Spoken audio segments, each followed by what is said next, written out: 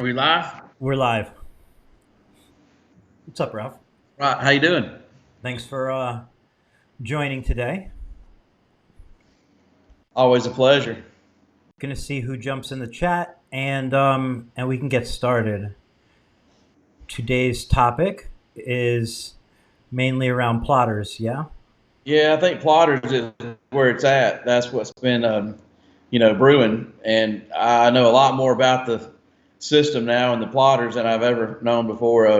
When I first started talking about plotters, it was ideas. I was experimenting. I had a lot of plotters that people sent me to try, and we were dealing with software and scaling. And now we got a lot of people out using them today, and it's been phenomenal. So probably a So, lot of questions at this point. can we start? So, obviously, any questions you can always just throw them in the chat, and then can we start with kind of where we were talking before this, and you said, you know, how popular these plotters have been, like extremely, extremely popular. I feel like that's a good place to start because it's a big part of.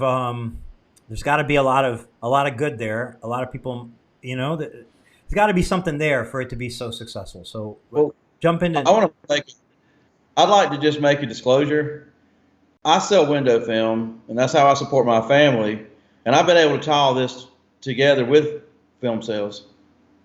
Can you still see me? Okay. I can Okay. see you perfectly. Yep. Okay. I thought we lost signal. Okay. So I don't want to make this about me selling film. Okay. I don't want my just because I sell film to steal the thunder here. Okay. This is about plotters.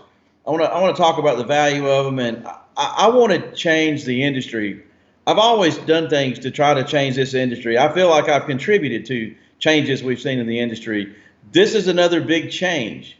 I didn't invent plotters. I didn't invent the software that makes them run, but how we put this together and made a new niche, and been able to support it with partners. Nobody's done this before, and it will change the game. It will allow, startups, small companies, mobiles, just part timers. It'll even allow even full timers and that make great money to get in the plotter game who otherwise didn't think they could get into the plotter game because they felt like they were, there was a $5,000 investment between them and the plotter. This makes plotters like beepers, like cell phones now. It's that's the excitement, and so I love this topic to go in that direction, and let's see why this is happening, and why this is going to change the industry. That's kind of how I feel about this interview. And of course, anybody has any questions or and wants to take another direction, bring it on. We're talking tint. So one of the things something I really appreciate is on your website, on Flexfilm's website, you've laid out the different plotters, the different sizes, and then what I really like is how clear you made it to know which, like what you're getting with each plotter, meaning like, you kind of laid it out almost like I'm used to seeing software laid out where you're seeing like you're seeing what you get, and you can see what you're missing, and then you can see when a solution has that checked in. So to me, when you think of plotters, there's my mind goes everywhere, but that reels it in and says, well, this is what you can expect from each one. So I just want to point that out for anybody who wants to get like a frame of reference. I think going to the website and going to that plotter page is a huge, puts it into perspective. You know what's available, and you know, is that everything, or I are there appreciate more options, or what? I appreciate you complimenting the site, but that's the first phase. We've tried to so long to get a phase of this site built so we could have somewhere for people to go and see what this is all about, even to have a place for them to buy something. But Hmm. I'm not satisfied with it yet. We've got a lot more work to do Well, on it, a lot more videos, things like that. it looks good, and I just feel like from like a consumer end, I feel like it should be appreciated because it's nice when things are laid out in a way that anybody can understand them versus something like you show a model and then you say like call for more information because like you know that feels like an endless waste of time, Yeah. and why call for more information? Just show me what you got. But we're also trying to simplify this entire process because, if you walk into Chick-fil-A and you didn't have the menu system where they have a number one and number two and number three, it would be really hard for you to place an order. You'd be trying to put chicken fingers with chicken nuggets with whatever they have, waffle fries, and then asking prices. And those people at Chick-fil-A have it so down, by pleasure, and what kind of sauces do you want with that? If you want to disrupt that, start trying to create a new number and explain to them that you got an idea on how you want to package their food together, and they'll all short circuit. We want to try to package these plotters with service and things that you need with the plotter, even window film, and try to make it simple. And that's been the challenge. That's been taking us a long time to figure out. I have nobody to copy. This is an original idea, so it makes it more difficult. You gotta be the leader here. You gotta come up with the ideas. Yeah. Well, I think you're doing an exceptional job with it. So, jumping into, I guess, the last time we spoke, like you said at the beginning of this, you were getting the pieces together. They're not done, but they're a lot further than they've been. What is there anything that stands out to you that you feel like it's kind of a new revelation, something that maybe we didn't speak about last time that brings some clarity to the process or any issues that have been fixed? Rick asked, can you simplify scaling issues? If so, how? If I order a plotter, will you be there to help me? So what's the customer support like, and so on the plotters? What we've learned is that scaling is a problem with some of these plotters, not just the ones behind me, but with any plotter. I've learned that a plotter, even a Roland or Graphtec or Jaguar, they can be perfectly calibrated from the manufacturer and still be a 1% off, from what the software that's trying to tell them to cut. It could be 1% too big, 1% too small, and the manufacturer is going to say, hey, that's fine. Our firmware's within specs. Mm-hmm. So if you get one of these little machines behind me, like the one that's 50 inches behind me, see that? And you try to get a software. I don't want to name names, but there's some of them out there that will not work with it. And there's a reason it won't work with it, because I'm not a software guy. I've only been explained, so please bear with me, that some of these softwares are like slave programs where there's a pattern. You can't change it. You can't manipulate it. It's not a full feature software. It's just A to B. And if it's not already pre-programmed to be scaled to a plotter that they're offering with that service, this one may not work because it may cut patterns 1% too large. The programs like what we use, with film and vinyl design, it's a full scale program that you can manipulate patterns. You can change the sizes. You can change the scaling. It's sign graphics. It's even paint protection. So it gives the user a more robust software, with features and user friendliness and the user abilities. So if your plotter, like this one behind me, is like, for example, they all cut these back here. They cut 1% too large. Well, we'll go to, after we load the driver, that runs this machine, we'll go into resolution, and then we'll go to advanced settings, and then we'll go deeper into resolution, and we'll get to the X and Y axis, and we'll take out a value, and we'll put a new value in there, both X and Y, to scale it down 1%, save it. So every time you cut a pattern, it cuts perfect. If your software won't do that, you're stuck.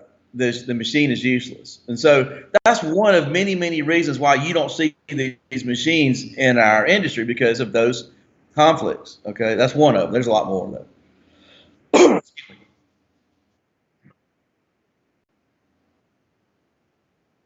Okay.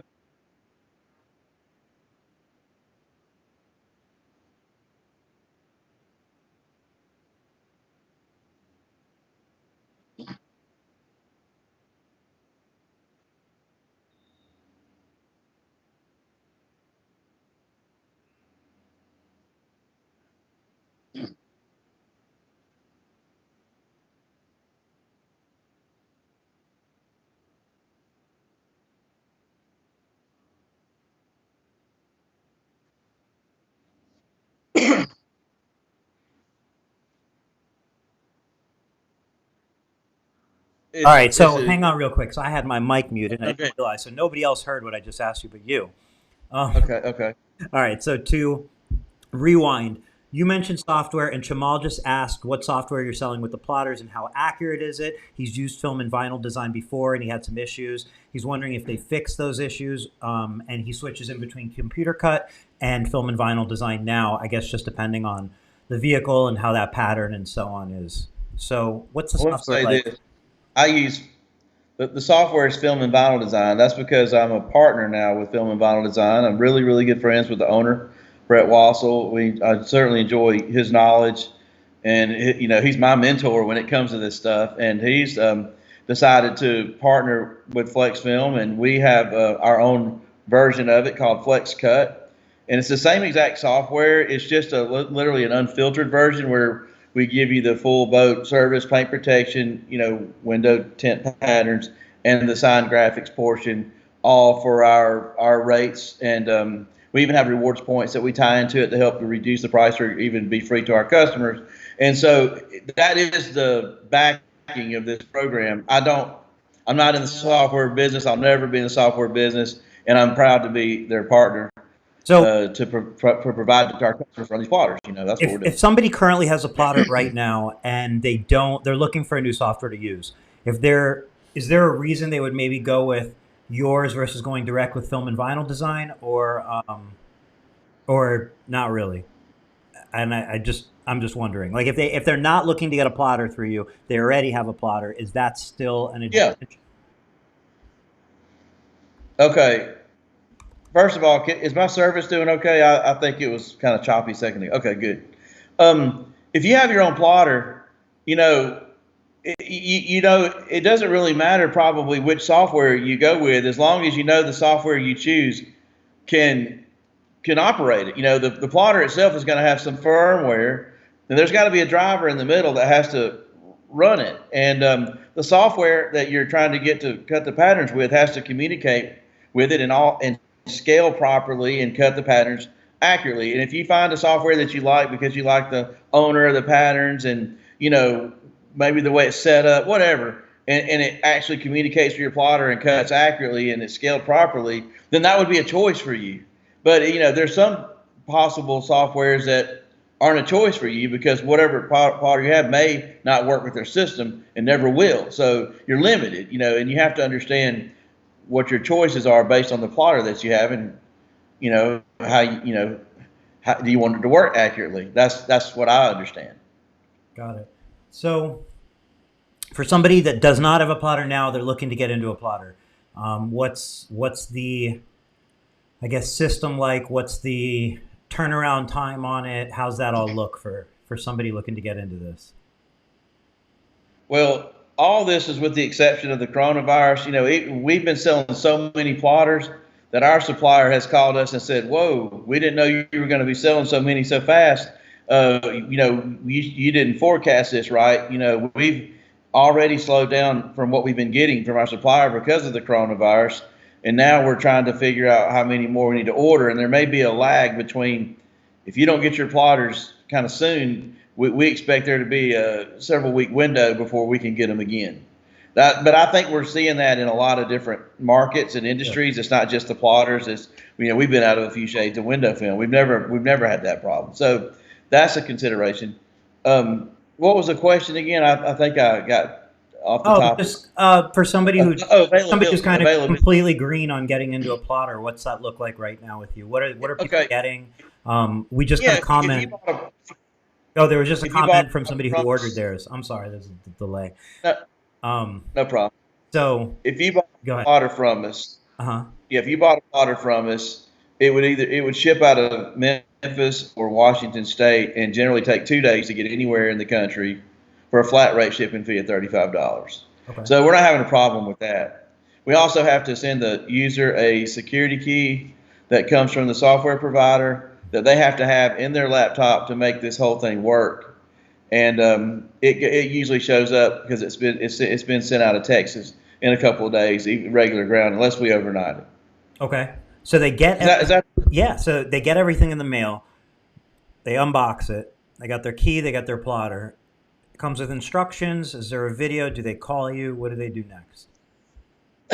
what they do next is I would say they probably first want to maybe assemble the plotter, and generally that includes just putting a stand together, and that's about a 25-30 minute job. Depends on which plotter you get. Then the unit itself sits on top, and then you have to put a power cord in it and a USB cable and power it up. The next thing you want to do is identify your computer, laptop, or whatever you're going to use. It has to have Windows 7 or greater. It has to be able to get online. And then you're going to have this little security key that is a USB drive. It looks like it sticks in the side of it or wherever the USB port is. And you need to have at least, preferably 2 USB ports, because one's got to have the plotter and the other one's got to have the security key. And so you'll call the number on the security key, and you'll go to tech support, and they will probably ask you to log into, like, log me in 123, and you'll get into that screen, and they'll put in a security code that they give you. And then there'll be a series of permissions you grant to let them remotely access into the computer or laptop. From there, they'll download the software, which is really quick and simple. And then they'll populate the software with all the patterns, paint protection and the window tint patterns. So from that point on, while this is going down, they'll probably ask you to plug the plotter into the laptop, turn it on, and then they have a way they identify the driver and load it really quickly. And then they'll probably scale it. They'll go into the resolution, X, Y, they'll change some values, save it. You only do that one time. You don't have to sit there and do that for every pattern. It cuts patterns perfect every time. At that point, they'll probably do a test cut. We generally, ask our customers to take the blade out so it does an air cut. And so we know there's a communication between the software and the machine through the driver. And then at that point, we ask them to give us a call. And that's where we like to walk them through, putting the film in, how to put it, have the pinch rollers down, what side to put up. And then, we actually go through the steps of dialing in the blade. I'm going to do some lives on that probably this week or the weekend. I set one up. You're providing support all the way through getting started. Oh, look, what size blade, do you use a 45-degree blade, a 30-degree blade? Yeah, we've dialed these things in so perfect that if you follow our step-by-step guide, there's no learning curve, man. These things start cutting immediately, and they're real easy to set up. So Matt asked if you could use your plotters with Mac OS. You can, some of them, right? Yeah, our MH plotters, like the one behind me here, only Windows. The SC, this one's standing up. I haven't taken out of the box today that came in. That one's compatible with Windows and Mac. And even our Prism Cut, we pulled it off our line. It's not quite ready yet. We got to make some modifications to it. It'll also be compatible with Windows and Mac. But our MH series, our 28 and our 50-inch, they're only Windows, just Windows. Cool. And then, of course, we can sell a roller or a Graphtec if anybody wants to pony up the money. We got those too. But so speaking of those, other than let's ignore size, because you have plotters that are big enough to do any size, like car window or any, like you just get a sure. size. Like you have those on your website. It actually says which ones are compatible with Mac, and it says which ones can do like a windshield, or like that's part of how you laid it out really well. So my question is there any downfall that you can see, or like trade-off for somebody that's going with one of the plotters that you're mentioning versus an equivalent sized Graphtec or Roland? Obviously, they're going to save money going with your options. What are they going to lose, if anything? Well, just for the record, I've got a Roland right there. That's the Cam 1 Pro. Everybody loves it. It's a nice machine, and it'll cut a pattern identical to the way the $429 and behind me will. Okay, but here's some things you're gonna have to lose or change. The first thing we do with the Roland is we feed the film in, and we put the pinch rollers down, and then we go to the front of the machine and we basically press enter, and we allow it to scan, and it tells us exactly how much window film is in between the two pinch rollers. If we have a 40-inch roll, it may say you got 38.2, or if you really carefully place the pinch rollers, you might get 38.6, whatever. Okay, it's going to tell you exactly. It's going to be a digital readout screen. Yep. Now, if you load the one behind me or any of the ones we sell, and you put the pinch rollers down, you have to know how much is in between the pinch rollers. It won't scan it for you. You have to put the carriage and the carriage arm, the blade, all that has to be dialed. You have to move it left, right. You have to move the film, in and out, and you have to decide where you want it to start cutting, and then you have to push a button to establish the origin. Okay, it's all manual on this plotter, but the Roland or the Graphtec, all that's done automatically. That's not a big deal the way we see it, because if you have a 40-inch roll and you just know your pinch rollers are going to take up an inch, you can just be like, okay, I got 38 inches. That's not hard to figure out. unless you're really trying to get down to the wire, just pull your tape measure out and, measure it and see what you got, But other than that, that is a feature you will lose, okay? Another one would be, I think it's kind of a big one. Maybe it is for some people, but at the end, when you're done cutting a pattern, you have to like manually feed the film out, and then you get it below a certain section, and then you have to cut it with your Olfa knife. But on the rolling back here, I can hit sheet cut, and it'll cut by itself. There's a lot of, as far as downforce and speed, you can go to the digital screens on these, and you can get that exact downforce and speed like you can on the rolling. I guess these machines, I guess maybe dial that in smaller increments. Maybe I've never really had a problem, with either one of the two trying to downforce these things and get the speed right. I have equal success on both of them. I don't know. Besides that, they're basically the same chassis, the same movement. These servo motors are a little bit more noisy. They have a little screeching sound. The bigger the plotters are, the more quiet that it is. These the Rolands and Graphtechs with the stepper motors are really smooth and quiet.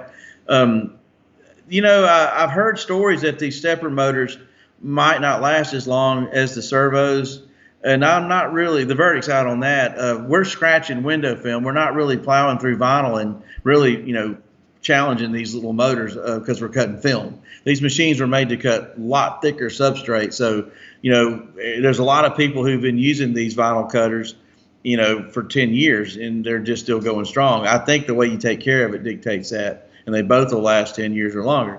I could probably think of some more subtleties, but both machines have a basket. The one behind me doesn't come with a basket, but we're working on with the manufacturer to get a basket kit that just goes on it, pretty simple. Other than that, there's not a lot of differences. There's a little less automation because every time you change out a roll, you got to hit that origin and you got to manually set it up and stuff like that. That's about the only big difference, really. So I think it's important to kind of mention what you said a few minutes ago in follow-up with that answer, which is if you want to pony up the money, you can buy a Graphtech through you, right? Somebody can buy a Graphtech through you. So yeah, I feel like it's just important, at least the angle I'm coming from with this conversation is it's not about proving this plotter's better than another plotter and so on. They're different price points, and what these plotters are offering are, you figure out the way to apply them to window film, and with that comes a lower barrier to entry for tinters looking in to get to a plotter. It's not to say this is the best plotter in the world and but it's to say you're not necessarily losing anything other than a price tag and some features.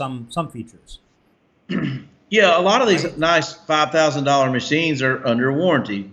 So I guess if a motherboard goes out because of static electricity, these boards can be pricey and expensive to deal with. And I don't really know the repair schedule on all that and how that works. But if the machine's out of warranty, it's expensive to fix. Mm-hmm. If you buy real expensive. And that's what I think people need to really remember. I feel like, not to call out Jaguar plotters, but it feels like a lot of broken Jaguar plotters get put for sale because once they break, people think oh, this is a good deal, or maybe it's used or whatever. Once they break, that's where it becomes a whole nother ballgame, is trying to get it fixed, and it probably ends up in the corner somewhere, right? Well, think about this. So you get one of our SC2 53-inch plotters, you spend $519, you use it for a month, and all of a sudden you call me up and say, Ralph, this thing's smoking and it's spitting out fire.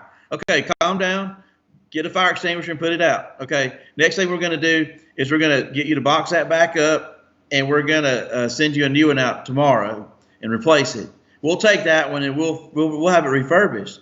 They don't cost but $150, $200, $100 to refurbish because they're only $500 something to begin with.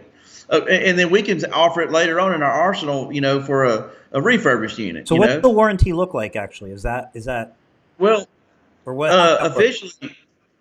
officially, US Cutter puts a warranty themselves on the plotters, and there are various warranties. Let's just say for this conversation they're, somewhere around a year, just give or take, depends on the model. And so it doesn't really matter, because if I'm a partner with US Cutter, and whether it's in a warranty or out of warranty, think about this. It's like your cell phone. When your cell phone goes bad or you drop it, Verizon really needs you to pay that bill every month. You're under a contract with them, but you won't be under a contract with us. But if you go to them, it's a simple process with a deductible, and maybe you bought some insurance, and they'll probably send you one either brand new or refurbished, and you're back talking really fast. That's exactly the way we see it. If you're cutting and you're making money and things are going great and you're buying flex film and you've got a problem, guess what my motivation is? Let's fix it. You want the newest plotter we got? Yeah, we'll send you out what you want. We'll replace the one you've got, for $35 in shipping and maybe a couple $100 bills at the most. We'll get you back going again, and you don't miss a beat. We can do that with this plotter. It's like a disposable plotter. It's really not quite disposable, because they're really good to refurbish and they're cheap to fix. You can rebuild these things for a few $100 and put them back in the market, and still guarantee them. I love this. You can't do that with these more expensive plotters. And what do? It's a nightmare. I hear these nightmares. These people, like, I bought this X amount of $1,000 machine and it used it for a year, then it went bad, and I'm buying another one. It's like, wow, hate that, because people get really to rely on these plotters, and they have to have them. Yeah. Once you get used to it, it becomes part of your routine. Maverick said he's thinking about getting a small plotter for his mobile unit, 2830, and basically for side windows. He said he thinks the plotters you're talking about would be perfect, trying to decide on his setup. So I imagine you're going to probably put together this is what you want to do as a mobile tinter, because it seems like more and more people are getting mini transits, equipping them with plotters, and hitting the road, right? Look, I had a friend of mine that wanted me to come over and tint his two side windows on his new truck. And I'm, older and fatter I get, the more lazy I get. I grabbed this laptop behind me, threw it in the front seat of my truck. I grabbed this little, I don't have it right here behind me, but I grabbed the little 28-inch plotter, threw it on the front seat, threw the stand in the back seat, and I just ride over there and plug it in the wall and got my laptop hooked up to it, because you can work offline with that program. And just cut the patterns out, and put them on. I didn't have to crawl around on the truck or clean the outside. I love it. So yeah, a guy thinking mobile, the smaller plotters really do wonders. You can even do larger plotters in the mobile setup too. But I think sometimes people think about plotters in terms of size. I don't know. People have different ways of thinking. But let me just kind of tell you how my brain works. If you have a 28-inch plotter, you're just about restricted to using 20 and 24-inch rolls. So you can imagine everything you can tint with a 20 and 24-inch roll, you can cut it out with a plotter. But a 40-inch roll, or 36-inch roll, you can't put on that. But where the door opens wider with a 40 or 36-inch roll is that you can cut a front windshield or a back window if you wish. But a lot of tinters don't care for that. But here's where the magic is. It's the efficiency, because a 40-inch roll you can have also put on the machine as well as a small one or a 10-inch roll, whatever.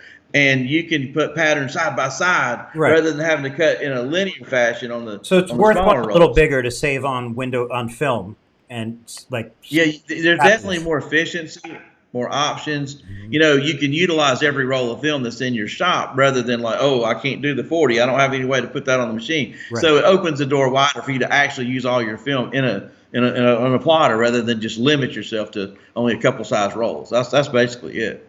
Right. And I mean, yeah, and you don't have to carry that many size rolls when you're able to carry a larger size roll. So it's less rolls of inventory too, because if you're stuck, on smaller rolls for some things, you end up with almost double the inventory, because you have to be prepared either way. You mentioned this program can be used offline. Yes, because you have to be online to download the software and or update the patterns, which I recommend people do that weekly, because you can maybe not have a front windshield for a 2020 Honda Civic and download it or upgrade the patterns or update the patterns next week, and the windshield shows up. So you might be missing stuff. If you feel like you are, you just keep running the updates. But you have to be online to run the updates. But once you have the updates, you unplug from the internet. You can operate the software completely offline.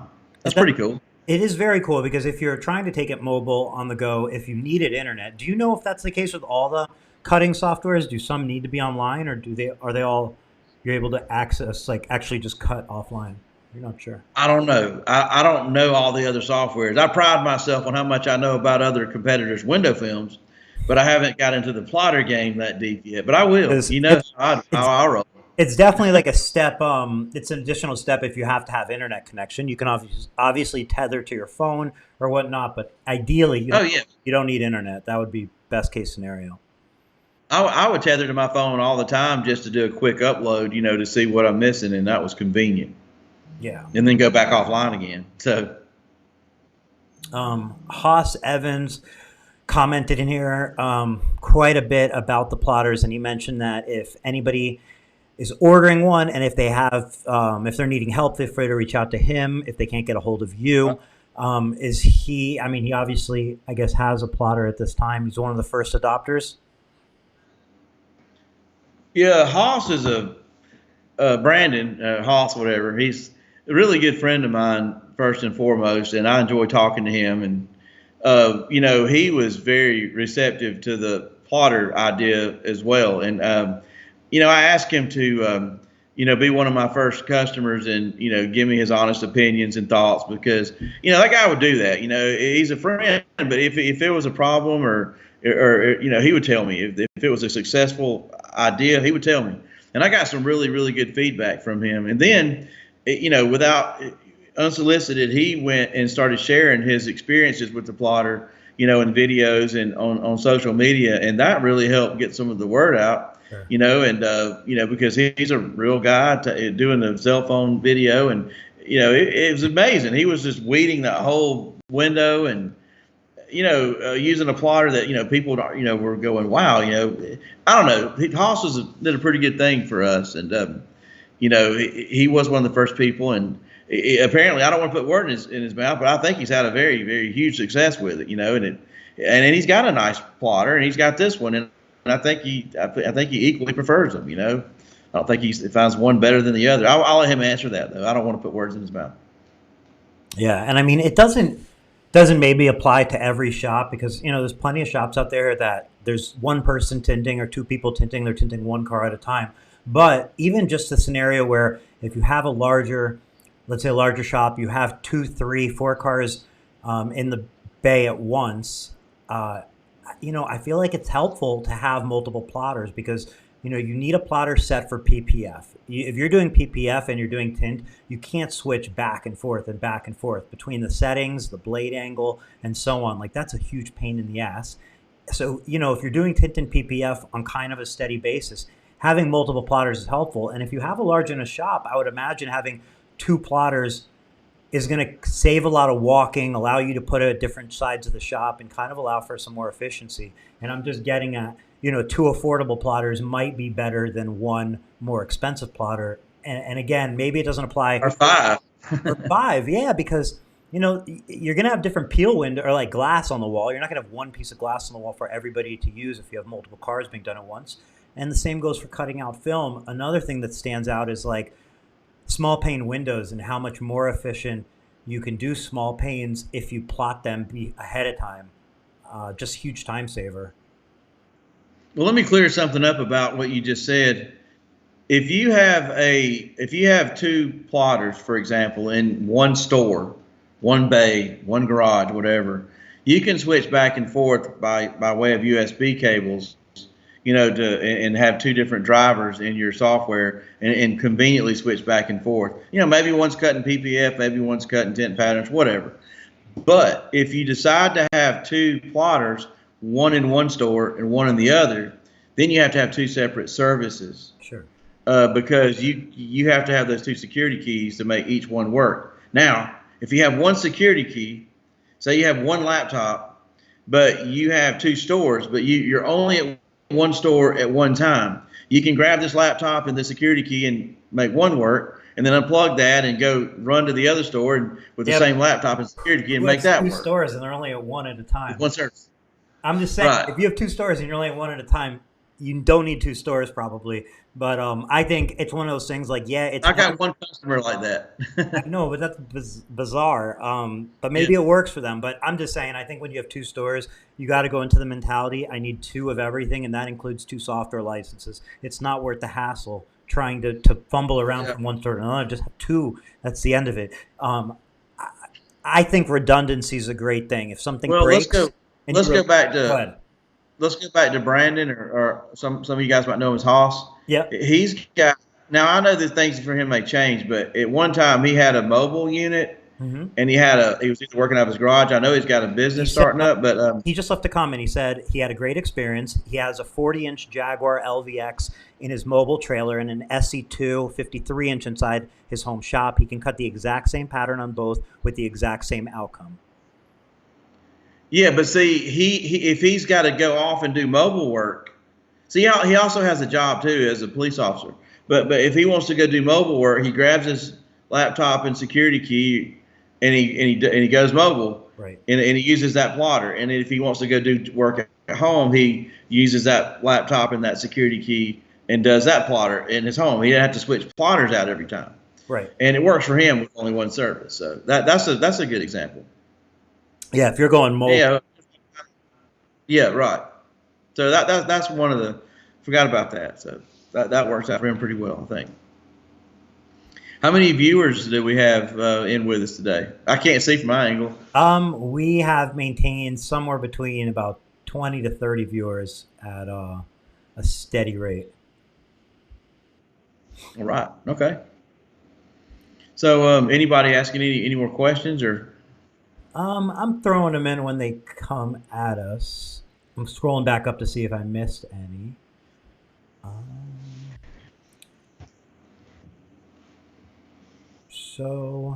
so, okay. You mentioned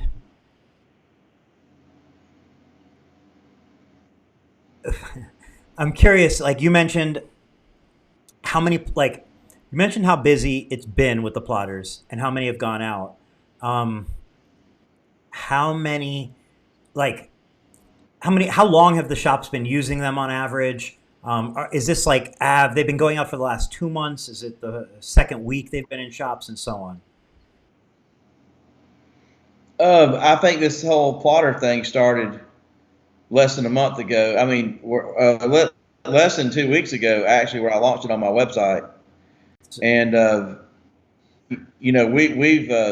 it's just been growing exponentially. To the point where the manufacturer said you're gonna buy out these models before we have a chance to get more in. There'll be a little bit of a lag between that. When we say the last one and when we get new models in, but then they have to get my forecast and stuff. And right now it's a weird time. It's just growing fast. So Josh Beck asked, "How much for the service? Because I know I'm not going to be buying enough film to get it for free?" Question mark. So, um, how much for the service? Is there a minimum for the service to get it for free, or which package does that come with? Just I know you get what 3 months for free, right up just for buying the plotter. Yeah, that's right. Everybody gets that. The service is based on $125 a month. If you buy more service, like for the year, it's $1,200. So it goes down to $100. But again, it's paint protection and tint patterns and full scale sign graphics. It's all unfiltered. Everything goes, open door software. No restrictions. I feel like as amazing as well. Let me read Haas's comment. Haas said he's been using this for about 2 months. However, there are guys who have been using the stepper style plotters for years. Um, what I was going to say is, I feel like as much of an advantage as it is for a window tint company to add a plotter to their arsenal, if you're it's almost like it's even better if you're looking to add paint protection to your arsenal to be able to, because like you can't. I know some people bulk paint protection from time to time on certain cars and so on. But like at the end of the day, if you're going to offer paint protection at a service, you have to have a plotter. Like you need a plotter, even if it's just for the sake of how much time it's going to take you to do them without a plotter. So I would just say if you're doing PPF, you need a plotter. So then you say, well, if you're not doing PPF and you're looking to get into it, what's the cost of entry into that? And that cost of entry has gone way down. Have you been doing anything as far as like PPF experimenting and so on with it? Obviously, it works for it fine. We have a couple of paint protection products in our business right now, and we've been testing we've been testing the products extensively. There's even collaboration among some of my peers and competitors that we're all testing it to see, what it's about. And, when I first started Flex Film, I didn't have anything to lose. I was new and trying my best to pick some of the best products to start my business. I learned the hard way, which products I should not have picked and which ones I did good with. But I have everything to lose now. I cannot put a product in my business where I am after 10 years and afford for it to fail or do something horrible, because I've just got too many customers now. I got too much going for me. And so there's no way. I want to launch it so bad, but I have to know that it's going to be good in every aspect. And that's why I haven't launched the product. So, all this time, I want my product to be among the best. I mean, it's got to be beside or better than the top brands out there, and then I'll carry it. And I haven't found that yet. So we're looking. We're getting close though. As of right now, Flexfilm doesn't offer a paint protection film, right, for automotive? No, it just no, it does not. Um,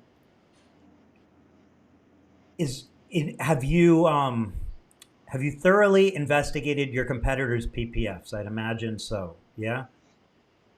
Thoroughly, I would say by most people's standards, yes. But and by my standards, no. I still got more investigation to do. So I'm curious if you're willing to say, or if you have a conclusion of, Okay. like, if you knock Expel off the list completely, who have you seen from manufacturer that's offering maybe a number two or no? I feel like Expellent and Ceramic Pro are number one and number one from what I've seen on the market. I would just put them at number one, and I can't really judge whose is technically a better film. Who have you seen that's maybe a number two and number three? Is there anybody up in that category that offers a great? Suntech is probably up there, and I've heard some really good things about Hexus. I don't have a full opinion yet, but I heard really good things about Hexus. They're in the game, okay. And then you got a lot of other sub brands. Got a lot of other sub brands, and it's a tricky thing when you sub brands PPF on somebody's paint. Yeah, but some of these sub brands I know their origins, and they're coming from some of the same origins, that might be involved in another brand. And I don't want to give up the trade secrets on this. I just would rather let them do it instead of me. One-on-one, I'll tell anybody anything. Like who makes what, you're saying? Yeah. There's basically only one credible source of the urethane material that's used in the paint protection in the United States, up in Minnesota. It's owned by a Swedish company now, and all the most successful products use that component. There's also some noise coming out of China about a really good one, and it's being used in another popular brand that's recently launched, and it's been very impressive. And there's a couple other places that recently launched. Which one? What's that? The one coming out of China. The one that's coming out of China that's for the brand that recently launched. How can you say brand without just mentioning the brand? But because the company that launched it is not from China, they're another Asian company, but they're buying out of China because. Yeah, but who are we talking about? Do you not want to say? What's that now? Do you not want to say who we're talking about? Well, I told the people that told me that I wouldn't say. Clear. Yeah, and not just keeping my word. But let me just put it to you like this. Let's say you're a popular company in Asia that's selling a lot of products in the United States, and you want the top shelf urethane product out of the United States. It's costly to get it out of the United States to Asia just to coat it and laminate it and then send it back over here. So it's kind of a cost prohibitive situation. You have to find another source or either get into the extrusion of that urethane product yourself, and that's a whole nother ball game. Money, art, it's a lot involved, and not anybody can just do it. So paint protection is evolving slowly, but yet it's kind of everywhere now. But it's still a small world of where the raw materials come from. Have you experienced any supply issues, any supply chain issues as far as like Flexfilm goes? Are you out of stock of anything or close to out of stock? I've never had to worry. We always forecast correctly, and we over forecast, and we have a supply chain that's hard to break. Now, we've had some times where we've had some inconsistencies and we had to pull a lot of product off our shelf, and that left us with a deficit. But even then, we could regroup really quickly, and we could airship material to us, within a week, and seam the gaps. But see, where we would spend probably $1,500 or $1,600 to get a pallet with about 80 rolls on it airlifted to us in the crisis situation, now it's costing $4,000 to $5,000.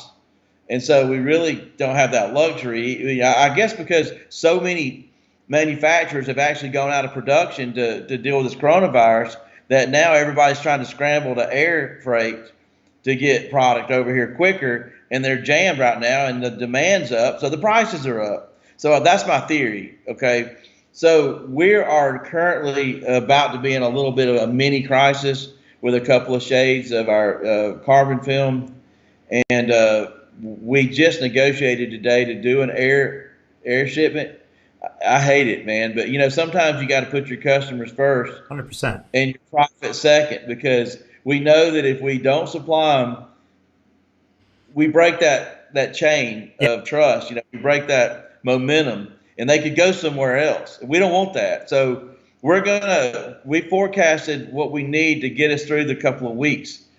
We'll lose money when we sell a roll of film, but nobody's going to know that. But at least the tint shop's getting the film. It's uninterrupted, and that's definitely what matters. Do you let? I'm just curious. Like, do you let your do you communicate with the dealers, Flexfilm dealers? Like, if you're running low on a certain film and you're like, hey, we're probably going to run out of stock on this film, is that something that you proactively communicate with dealers, or no? Like, would I know if I'm a Flexfilm dealer, if you're close to running out of a film, will I know before you run out, or do I find out when you tell me you're out? Well, I would say that the majority of our dealers would get to find out. It's not because we select them, like, oh, we're going to tell this guy, but not this guy. We tell them in the normal processes of communication with them. If they're more frequent ordering customer, they're probably going to know quicker and sooner than one that doesn't order as frequent to us. But the problem is we've got so many customers that have purchased from us. It's several thousand. If somebody said, hey, could y'all call those guys real quick and let them know we're going to run out? Who's going to make those phone calls? Oh, no, that wouldn't work. But let me ask you this. As far as like your website goes, if like your website, you can go on there, you can buy film. Right now, you can go on there, you can buy film. If I'm a Flexfilm dealer, am I buying it on the same website, same interface that I see right now? Yeah? Yes, that's exactly right. But you're going to probably get reward points that are going to give you a much better price than somebody buying one time. Sure. So price is obviously going to be better for people that are buying often and dealers. Does you integrate in like inventory control in there? Like, I just don't remember. If I go on there now, I look for a roll of film. Is it going to say 3 left in stock, or is it just, or no? No, we could do that, but we don't. We have an unlimited stock, so we've never pulled the trigger on that feature. Sure. But if you go right now to TerraFlex and you try to order 20 and on a certain size roll, it'll say that we're out of stock. But then it'll also suggest to you that you ought to consider our TerraFlex Black, which is a new color we've launched, and may consider to use that as a substitution. And people have been using that, and they actually are liking it better in color than the previous. So sometimes things like that actually work for the better. So if you're out of stock, it reflects that on your website. Yes. Oh, that's perfect. And it'll it'll even give them a suggestion to use something as a substitution. So yeah, it's pretty cool. That replaces a rep that would get a phone call for an order, and then the reply would be, we don't have it in stock. And you know what I mean? Like we were talking about Shopify on the last, I don't know if you're on Shopify, but we were talking about e-commerce and Shopify on the last Tint Wisdom, and I just feel like as more companies use things like that, you eliminate some of the waste of time, some of the things reps are responsible for, and some of like the annoyances on the purchasing end. Because if you can go on and it just tells you you're out, here's a solution, it's better than hearing that from your rep after you email them an order and they get to the email 6 hours later. Like that's just a very nice way to do business, the way you're doing. One thing about e-commerce, and you know this probably as good as anybody, there are things you can do with software that you can't train a human to do. It's incredible. I mean, with no mistakes. Yeah, no mistakes. Consistency. That's what we like.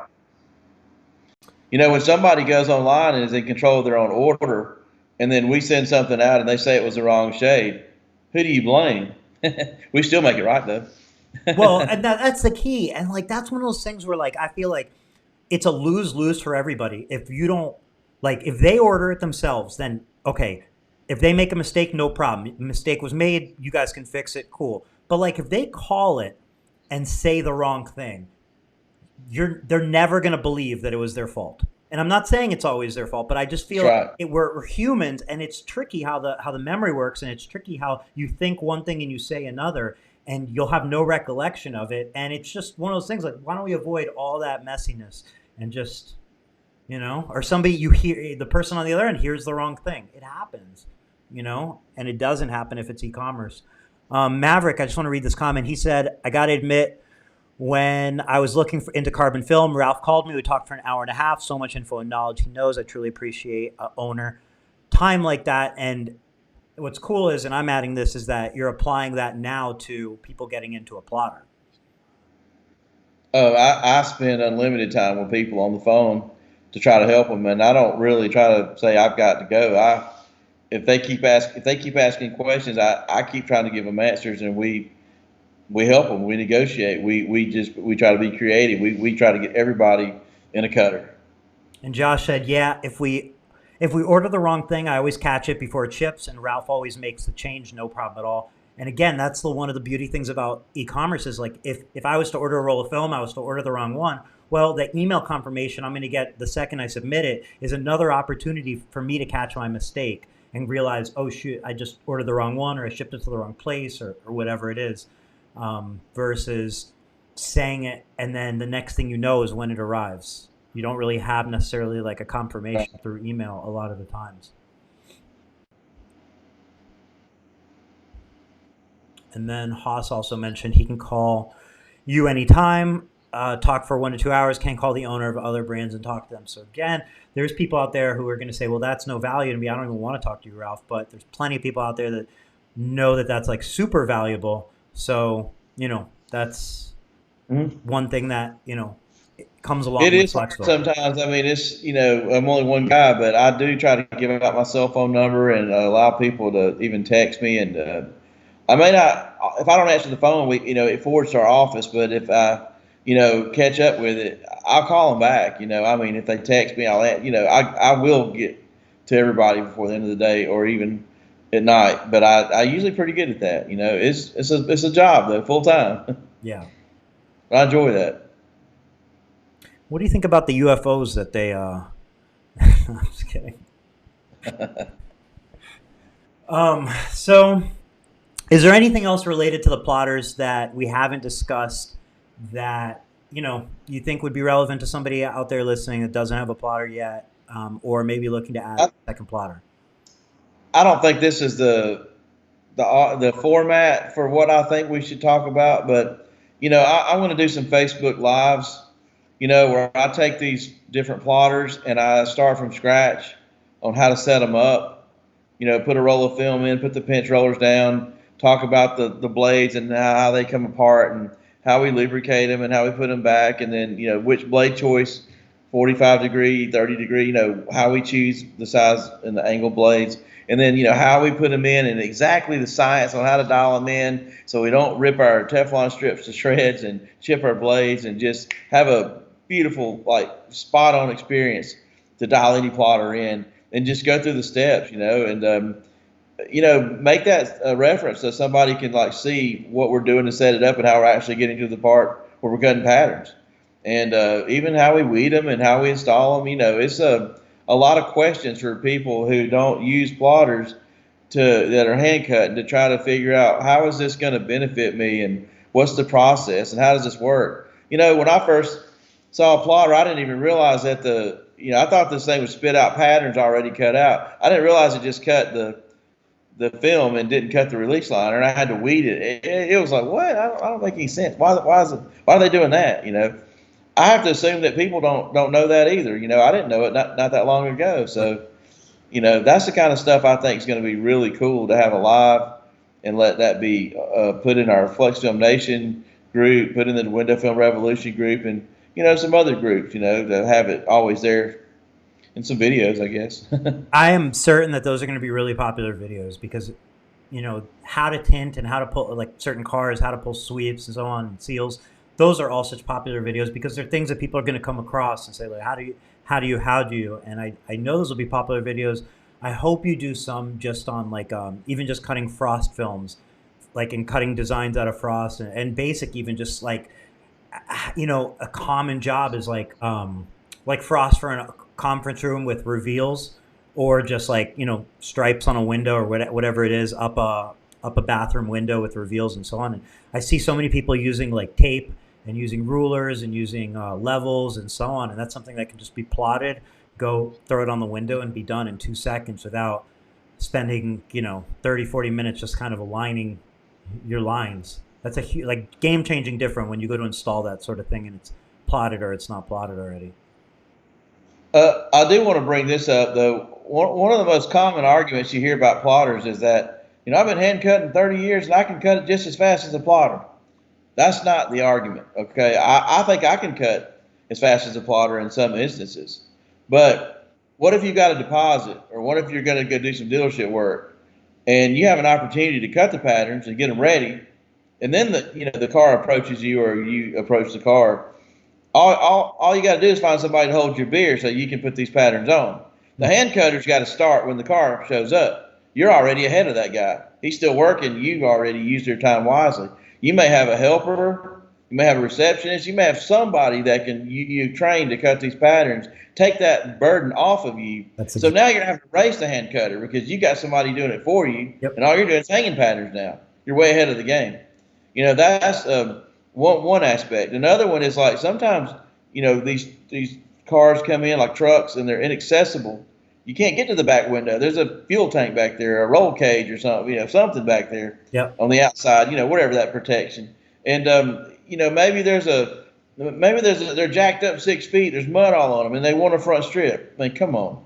You can't tell me I wouldn't throw a 10-inch or 12-inch roll in there, cut me out a front strip, and throw it on, and I have to crawl on the truck, or do the back windows and have those patterns cut out. There's a lot of times where you're like, I wish I had a plotter. If you're trying to train somebody, you can train them to use a plotter, and then even apply, let's say, 2 front windows, 2 side windows, way easier than you could train them to hand cut and all day long. Install any part of that. Like, that's a very reasonable request in a weekend, to train somebody how to plot and install 2 front windows. Like, very reasonable. I trained my 2 sons to do it in a day. Mm-hmm. Hard to do. And that's pretty game changing if you go from doing a whole car yourself to having somebody else plot the side windows and install them while you do the rear window. You're cutting half the time. Like, the car becomes cut in half. I want to read some of the comments that just came in. So Haas said, real world, cut 30 minutes out of install time on a Nissan Altima, switching to a plotter. And then Maverick asked, how do you feel where you are now to where you want to be, Ralph? Being in the game, I can say since the beginning, because your knowledge and years you've been doing this, to where the future is going. So where do you see yourself, I guess, basically in the life cycle? You're obviously not at the beginning of your window film world life cycle. You're hopefully somewhere in the middle. Where do you see the end part going, or where do you want to go? Well, I don't know about the end, but I can tell you right now, my more immediate goals is, I believe, to be in the game, I've got to have a good film. I like our lineup of dye, carbon, ceramic, and things like that. So you got to have really good tools, and the update, all the cool tools to provide to everybody, so they don't go somewhere else to buy them. Right. And You got to have some flat glass film, which I've got a pretty good lineup of that. Real happy with it. I'm going to develop that a little bit more later on with I just got like swatch booklets. I'm redesigning things and coming up with specs and things like that. Now, I believe paint protection is where I'm missing the boat. I think plotters was where I was missing the boat, but we got that one under our belt, but it's never under our belt. We're always going to make it better, and so plotters is bringing us up in the game. Paint protection is going to be big. I think that when you go on our website and you can break down any car and look at any kits, and the retail prices are there, and you can buy them online. We can sell them to you already pre-cut, or you can cut them yourself with our software. Is huge. Okay, that's going to add a whole new revenue stream into our business. I like the fact that we can order a quality product. It's just clear, and it's just one product. We don't think we need all the different variations of it. Like tint, you got to have all these different products, different shades. It's an inventory nightmare to keep all that in stock, and a lot of capital involved. Paint protection seems like it solves a lot of problems. We just buy a big old roll of it and just roll it off and cut patterns out of it. I like that part of it. And then of course, last but not least, I don't want to say this is the end, but until something else comes along, we feel like we need to get into the ceramic coatings. It kind of goes hand in hand with paint protection. And we're developing a product right now. We've been working on it for about 6 months. We're getting close to being able to launch that. So hopefully the paint protection and the ceramic coating product will come out at the same time. And then that'll be a whole nother section on our website. And it's going to be quite huge because I think that's a big market, that we have untapped. So, I've lost business because my customers will go somewhere and say, we went to another company because we wanted, we had some opportunities for paint protection. Next thing you know, that company's offering them their software, a deal, and hey, we'll give it to you free if you, start buying our window film. And it's like, next thing you know, I've been punked out. I lost a customer because I didn't have something. So I've been working on that. I've been motivated to get that underway. But again, motivation is one thing, but I'm not just going to throw a product in there to have it because that could backfire on me. And it's hard. It's hard to find a good product, and that's what we're working on. And that's short term. Long term, I don't know how to answer that question. I'm not money motivated. I like to wake up in the morning at age 50, and I like to have somewhere to go. I want to have somewhere to drink my coffee. I want to have something to do. I don't measure how happy I am by how much money I have in the bank. That's a sort of a byproduct of success. I just want to have people to talk to. I want to have film to sell. I want to have a project to work on. I don't want to sit at home and be bored. I don't need new friends. I make new friends at work. I like to talk about the things I like to talk about, and everything else seems to take care of itself. That's my long game, is to have something to do. Fair enough. So, and I want to be successful. That's important to me. I don't want somebody to go to another film company because they had a better product than me. I don't want that to be the reason. I want my product to be better, but they went to that other company because they're bigger than me or something, or there's marketing advantages. I don't know. I mean, it sounds like, a love for the industry and a love for business in general, and together, that's, I think, right, like the motivation, not just, like you said, not just dollar in the bank, because dollar in the bank,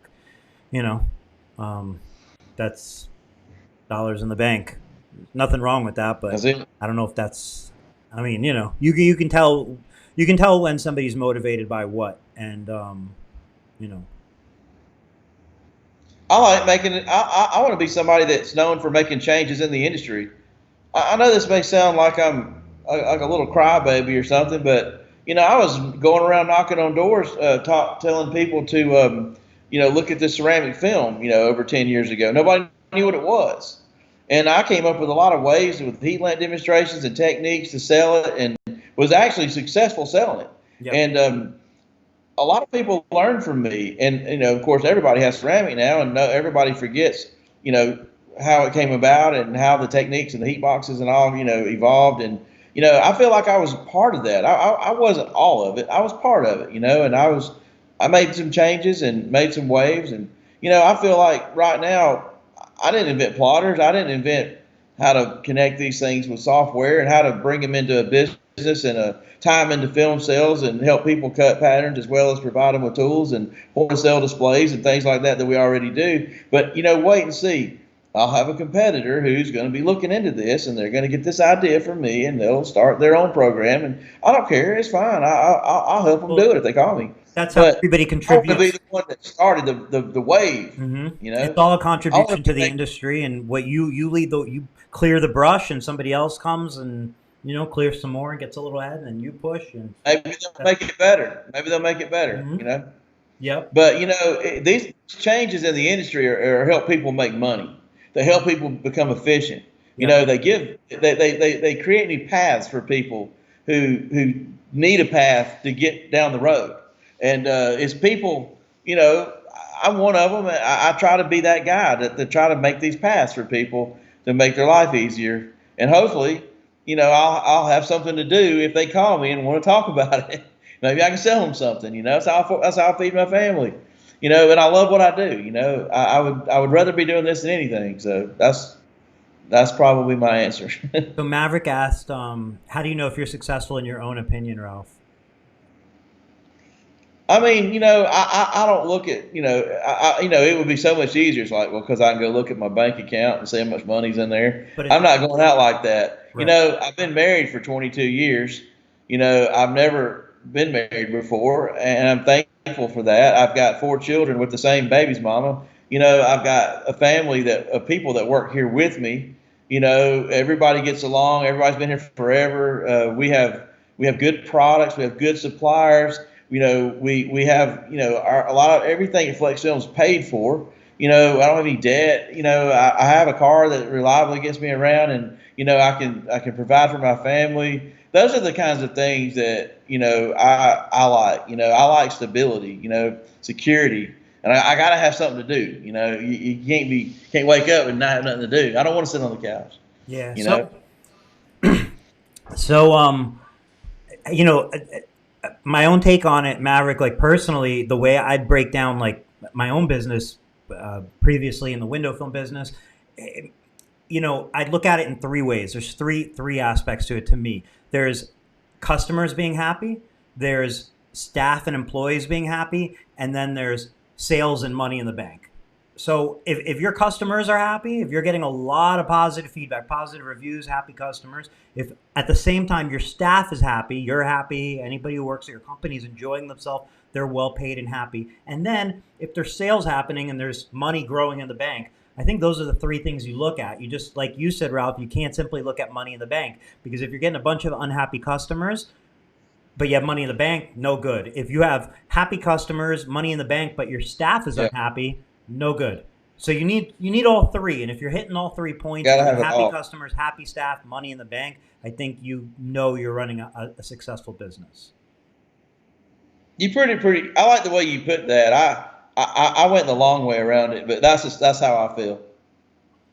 And you got to consider, like, they're all 3 are important, because if you have happy customers and you have money in the bank and you're feeling happy, but your staff is not that happy, you're not running a successful business, because your staff's happiness, in my opinion, everybody deserves happiness. So there's nobody who doesn't deserve it and shouldn't be, excited about the job or their service or so on. If your customers aren't ecstatic with your service, you should look into that and figure out why. Not you, Ralph, but I'm saying as a tint shop, if your customers aren't ecstatic with your service, look into why not. Why not make them ecstatic, I know when you have extremely happy customers, that makes it easier to have happy staff, because it just they feed into each other. Happy staff leads to happy customers. Happy customers leads to a happy staff.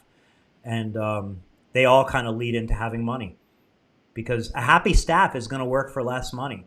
I'm not saying that's important, but I'm saying that's the case. If they're unhappy, they're going to want to be paid more. And customers will pay more when they're happy than average and mediocre. I want to read some more positivity here. Josh said, bring on the PPF. And then there was, I might butcher this name, but Tremaine said, Flexfilm was my first film I purchased when I decided to take tinting seriously. I've tried other brands, and I've always come back to Flexfilm. I'm flex filming till I can't flex no more. I'm curious if you want to drop some additional follow up on there as to what stood out to you with flex film when you tried other brands. What was it that brings you back to flex film? And then Maverick said he carries 3 lines of films in all the shades. Does anyone carry just one brand? He carries Johnson, Solar FX, and Scorpion. I think, with automotive, I don't think, man, I think, I just want to throw out there, those 3 brands, I think you have a lot of redundancy in those brands. If you're carrying Scorpion, Solar FX, and Johnson for automotive, I feel like you don't need to. It's not like you're carrying 3 brands that have their own brand draw or anything like that. So in my opinion, you could cut down your inventory. There's no reason to carry all 3 brands with all the shades, all for automotive. I would imagine. Even if he bought film from me, I would try to talk him into 2 products rather than 3 or 4. I think it would help him be more efficient. I'm trying to keep him spending less money on film and capital investment and actually be able to make more profit, and stock less inventory. That'd really be my goal. I don't know his business model, and I don't know his customer situation, so it's unfair for me to say that, without asking questions. But I just don't think. Right. I'm curious. Do you have any? Does he have a significant amount of customers that are coming to him for Johnson, also coming for Solar Effects, also coming for Scorpion? Well, I can tell you without knowing his personal situation. If I profiled him, I would bet you that he's got probably a dealership account that he has a certain product he likes to use for dealership work. And then I'll bet you he's got a product that he uses in his mainstream business that he enjoys and has a really good reputation product, and then he probably has a higher end film that he buys from one of those suppliers that he might use in his own business. Again, that's probably why there's some that he would have a need for 3 products like that. If I had to guess, that's just me. He may comment and tell us. Yeah, hopefully. I know with flat glass, I feel like there's more of an advantage with flat glass to carry multiple brands because at the end of the day, there's a lot of glass out there. There's a lot of different scenarios, and there might be more reason to have a solution that one brand offers for another that a customer likes, or you're matching, or you're spec'd in, or you're. With cars, I feel like not so much, But we'll see. Yeah. A lot of Flexfilm nations in the comments. Oh, first of all, Maverick said, Ralph, you nailed it as far as your profile on why he carries those 3 films. I appreciate you saying that. I pride myself. I'm pretty good at profiling window tinters. I know profiling is sort of a negative thing. I don't mean for it to be negative. I've learned how to read tinters. And I think it helps me communicate with them with, what they're trying to accomplish, and, it helps me with sales. But it also helps me when I can't help somebody. Like maybe I know they're looking for something that I wouldn't carry, but I could say, I don't carry that, but I know what you're looking for. Let me offer you some suggestions on maybe where you could get that. So profiling really does help, communication. Yeah. I like doing that. Yeah, and when you said, sometimes negative, really, profile is not a bad word. It's just obviously you can use anything for good or bad, and if you're using profiling for weird, like racial profiling and so on, that's where it gets its negative connotation. But when you're profiling at its core, you're doing it at all times. You're going to a customer's home or they're coming in for their car tint. You have to understand their needs and who they are and so on. That's just part of it. So I think some of that was highlighted in the past Tint Wisdom when we talked about sales, and you were talking about different scenarios when people come in. I think that was right. That was a topic that we wanted to do a whole Tint Wisdom on. Really, was that role play of when a customer comes in. Yeah, we're gonna do that one day. Still need to do it, and we can hit the different type of customers. So that may be it for Tint Wisdom number 69. We could wrap this up here if you'd like. Yeah, I think it's a good point.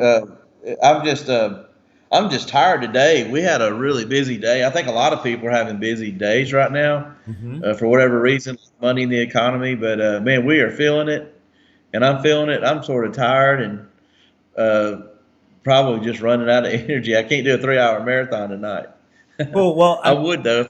I appreciate you doing this hour and 15 minutes, and I'm really looking forward to the instructional videos. There was a comment that I didn't read from Steve Rawls that said Ralph's instructional videos introduced me into Flexfilm, and I think obviously these plotter videos that you're about to do are going to introduce a whole Yeah. group of people into plotters and further into window film and then eventually PPF. So looking forward to doing it, to seeing them, you know. I'm glad you're doing it. I can't. I like to be part of the change. I think we're going to see a big change in the industry, and plotters are going to be more accessible and affordable, to just everybody now. So that's going to be huge. Cool. Well, Ralph, thanks again. Thanks for All everybody right. for watching, commenting, and so on, and everyone's support. And we will see you on Thursday, same time, same place. Thanks again, Ralph. Thank you. Have a good night, everyone.